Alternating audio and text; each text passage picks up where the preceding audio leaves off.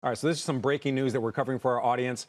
Again, I do want to highlight that the CMA is the lone regulator holding up this deal. You have a self-imposed deadline of October 18th to make a decision on this revised proposal. Can you share your initial thoughts about the proposal?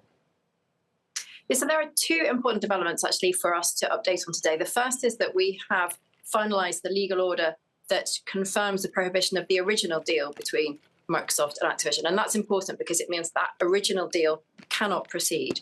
As you have said, Microsoft have today announced a restructured deal, which appears to be really quite a substantially different deal. In particular, it means that Microsoft will no longer be acquiring the cloud streaming rights in relation to all of Activision's games. Instead, those rights will be sold separately by Activision to Ubisoft. That presents a fundamentally different deal for us to look at. And we have announced today the start of a new investigation with a deadline of the 18th of October to complete that review. Okay, so according to reports, Microsoft held just over 60% of the cloud gaming market in 2022. That was without the Activision Blizzard titles. That includes Call of Duty, Candy Crush, a lot of popular games. We're just showing the audience a minute ago. How do you see allowing Ubisoft to offer those titles for the next 15 years? How does that shape the competition over that period of time? So it's important to go back to our original decision to block the deal. We were driven there by concerns about competition in the cloud gaming market, making sure that that market, which is developing rapidly, remains open to competition. We want to make sure that gamers can get the benefit of innovation and choice in that market.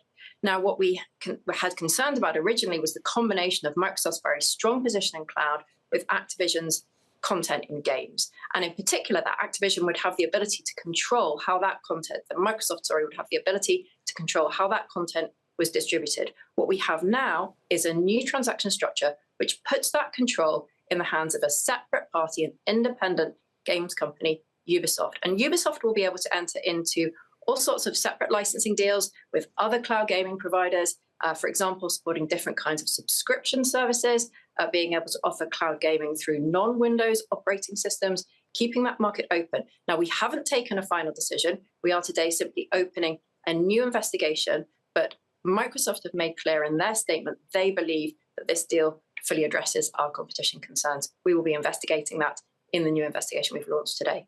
All right. Again, you have a self-imposed deadline of October 18th to end that investigation.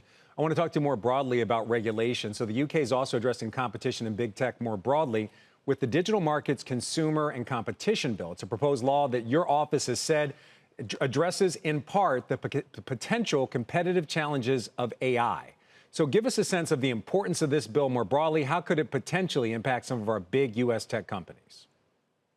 So we all recognize that digital markets bring huge benefits to consumers, to businesses, and no regulation should stand in the way of those benefits. But we do want to make sure that companies who have very substantial power in those markets are not able to dominate those markets in a way that stops effective competition, because competition brings choice, it brings innovation, and it brings lower prices. So the proposals that are coming through from the UK government to introduce this new legislation will give the CMA the ability to regulate those companies who have very substantial, entrenched, long-lasting market power in relation to particular digital activities.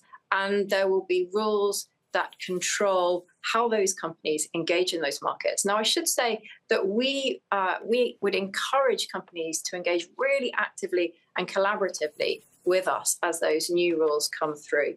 We see this as being an opportunity really to work very closely with companies to make sure that those markets remain open and competitive and deliver real benefit to all sorts of businesses, large and small, UK and international, and from our perspective, to UK consumers.